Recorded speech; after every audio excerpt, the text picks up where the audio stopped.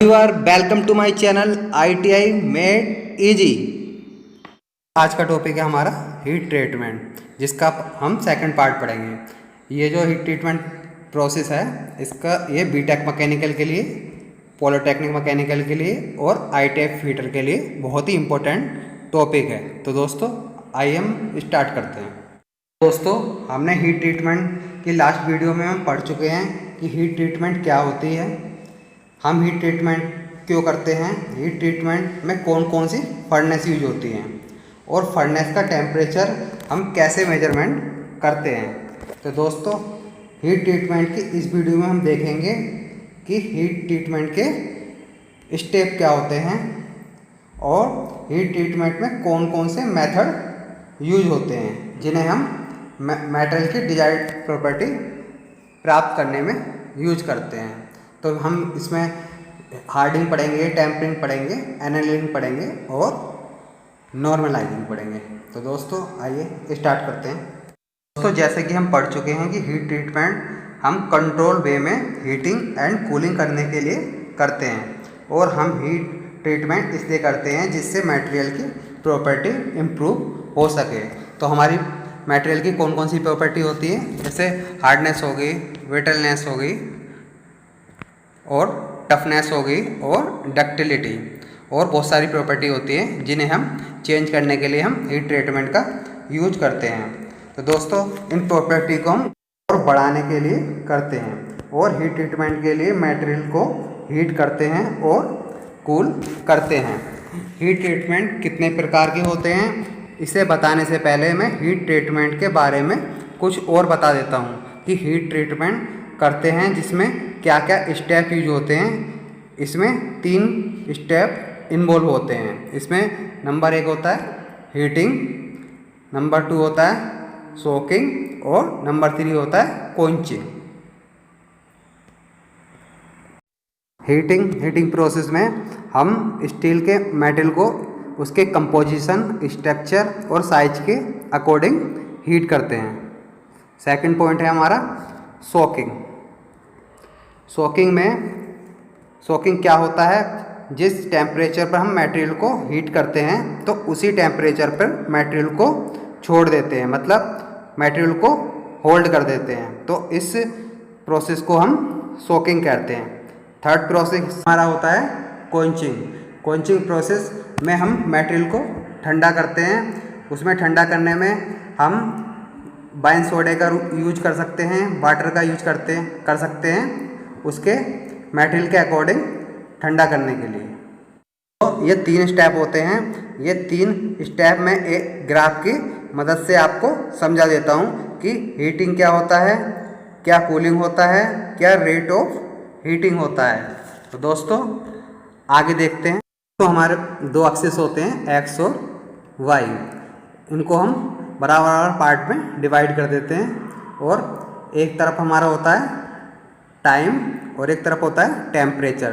Time को हम our में लेते हैं और टेम्परेचर को हम डिग्री सेंटीग्रेड में होता है। तो टाइम को हम ले लेते हैं 1 2 3 4 5 6 7 8 आवर और हमारा टेम्परेचर क्या हो जाता है 100 degree centigrade, 200 degree centigrade, 300 centigrade, ऐसी 4 और 500 सेंटीग्रेड। तो दोस्तों हम किसी को गर्म करते हैं और 3 आवर में 400 सेंटीग्रेड तक टेम्परेचर लेकर जाते हैं।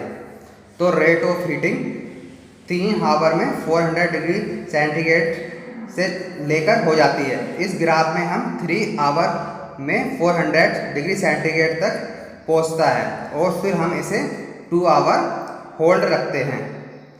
तो 3 से 5 ये हमने 2 घंटे होल्ड कर दिया। इसके बाद हम कूलिंग करते हैं। इस तरह से हमारा हम 3 घंटे में 400 डिग्री सेंटीग्रेड तक ले जाते हैं। तो ये हमारा क्या हो जाता है रेट ऑफ हीटिंग। और जब हम इसको होल्ड रखते हैं 2 आवर्स तो ये हमारा क्या होता है सोकिंग प्रोसेस होता है। मटेरियल को 30 या 40 डिग्री सेंटीग्रेड तक ठंडा करते हैं। तो ये हमारा कौन सा प्रोसेस हो जाता है कूलिंग प्रोसेस हो जाता है। अलग अलग मटेरियल के लिए अलग अलग ग्राफ बनेगा। किसी मटेरियल में फास्ट हीटिंग करते हैं और किसी मटेरियल में फास्ट कूलिंग करते हैं। जैसे किसी मटेरियल को हम 5 डिग्री सेंटीग्रेड तक हीटिंग करते हैं और कुछ डिफरेंट प्रॉपर्टी प्राप्त करने के लिए, और फिर हम इसे 3 आवर सोकिंग रखेंगे और फिर इसे धीरे धीरे कूल करेंगे। दोस्तों इस प्रकार डिफरेंट मटेरियल के लिए हम डिफरेंट रिजल्ट प्राप्त होता है। दोस्तों इसमें डिफरेंट टाइप की हीटिंग होगी, डिफरेंट प्रकार की सोकिंग टाइम होगा और डिफरेंट प्रकार का कूलिंग टाइम होगा। तो दोस्तों ये हमारा हो गया हीटिंग प्रोसेस, सोकिंग प्रोसेस और कूलिंग प्रोसेस। और तो दोस्तों अब हम देखते हैं हमारे डिफरेंट टाइप के हीट ट्रीटमेंट मेथड कौन कौन से होते हैं। तो हम स्टार्ट करते हैं। तो दोस्तों हम देखेंगे हार्डनिंग प्रोसेस। हार्डनिंग प्रोसेस हमारा क्या होता है?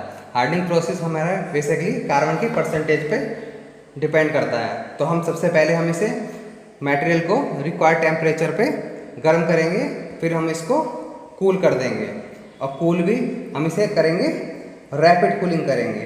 रैपिड कूलिंग हम या तो हम इसे ठंडे पानी में डुबो देंगे या फिर हम इसे ऑयल में डिप कर देंगे, जिससे हम रैपिड कूलिंग हो जाएगी। दोस्तों इस प्रोसेस को हम क्या कहेंगे? Hardening process. हार्डनिंग प्रोसेस करने में हमें क्या बेनिफिट होता है? हार्डनिंग प्रोसेस करने से हमें मटेरियल की हार्डनेस या स्ट्रेंथ इंक्रीज हो जाएगी और ब्रिटलनेस हमारी डिक्रीज हो जाएगी। तो दोस्तों अब हम देखेंगे कि हम हार्डनिंग प्रोसेस क्यों करते हैं, इसका क्या पर्पज होता है। तो बेसिकली हम हार्डनिंग प्रोसेस स्टील पार्ट की घिसावट रोकने के लिए करते हैं और अन्य किसी धातु को काटने योग्य बनाने के लिए करते हैं, और स्टील में स्ट्रेंथ बढ़ाने के लिए हम हार्डनिंग प्रोसेस का यूज करते हैं। दोस्तों हम बात करते हैं टेम्परिंग प्रोसेस की। टेम्परिंग प्रोसेस क्या होता है? जब हम मटेरियल को हम हीट करते हैं, जो भी उसकी मटेरियल की रिक्वायर्ड टेम्परेचर होगा तो हम उस पर उसको हीट करेंगे। तो मटेरियल को फिर इसके बाद हम कूल करते हैं, मतलब उसको हम स्टिल कूल करेंगे रूम टेम्परेचर पर या नॉर्मल टेम्परेचर पर रख देते हैं, तो यह कूलिंग होगा। Tempering process internal stress decrease करने के लिए और ब्रिटलनेस कम करने के लिए यूज करते हैं। तो हम अब देखेंगे इसके बेसिकली यूज क्या क्या हैं।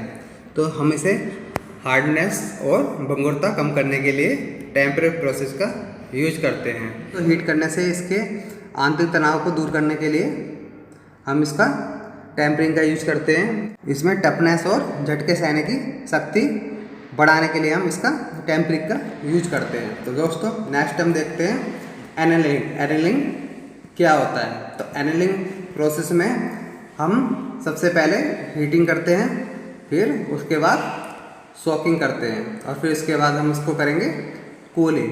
तो हीटिंग हम करेंगे जो हमारा स्पेसिफाइड टेम्परेचर होता है उस पर हम इसको हीट कर देंगे। उसके बाद हम इसे होल्डिंग कर देते हैं उसके सेम टेम्परेचर पर, जिस पे हम हीटिंग करते हैं उसी सेम टेम्परेचर पर हम इसको रख देते हैं, तो जिसे हम सोकिंग कहते हैं। फिर इसको हम धीरे धीरे कूल करेंगे। धीरे धीरे कूल मतलब इसे उसमें राख में या रेत में धीरे धीरे हम इसको कूल कर देते हैं। तो इस प्रोसेस को हम क्या कहते हैं?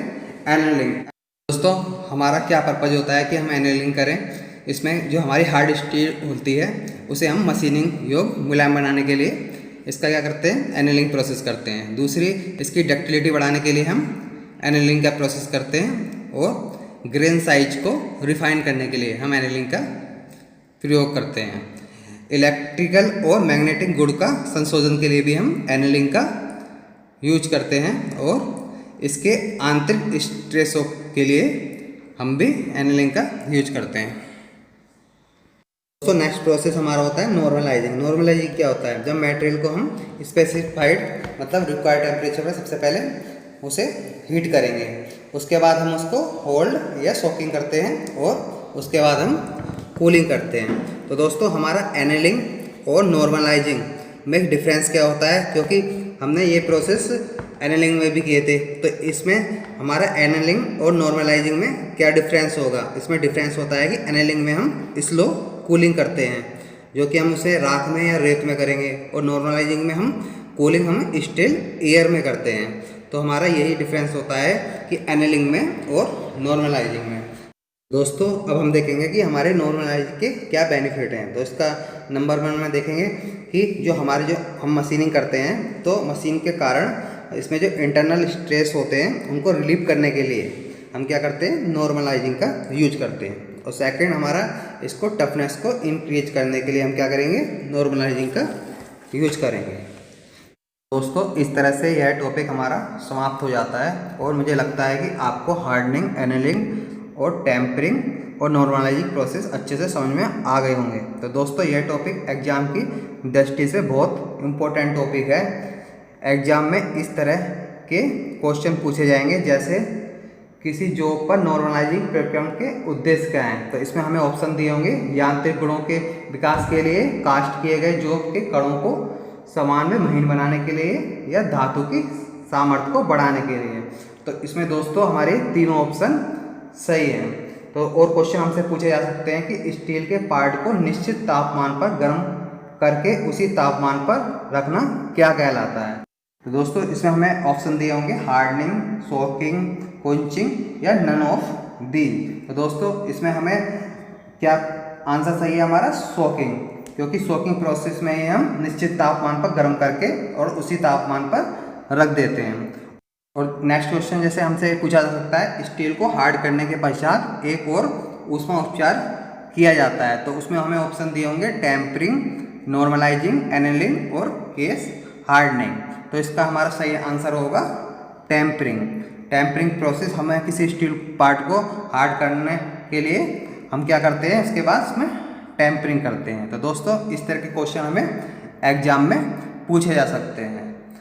थैंक यू दोस्तों, मेरी वीडियो को लाइक करें, चैनल को सब्सक्राइब करें और बेल आइकन प्रेस करना ना भूलें।